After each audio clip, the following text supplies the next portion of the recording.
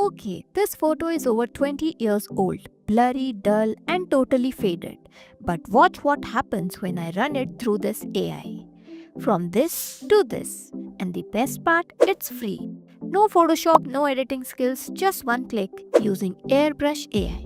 Open airbrush.com. Here, simply upload or drag and drop your old photo.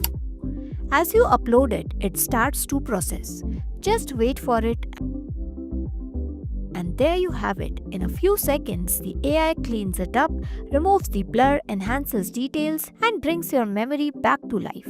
To colorize it, click here.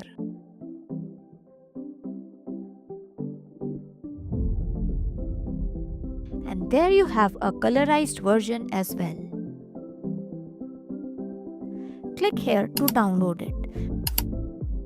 I mean, look at that difference. It actually looks like it was clicked yesterday, even though this photo is from early 2000s. So if you've got old photos sitting in your gallery or family albums, this free AI can make them look brand new. It's fast, easy, and honestly kinda magical. Do try this out, and if you found this video helpful, don't forget to like, subscribe, and hit the notification bell for more such content. Thanks for watching.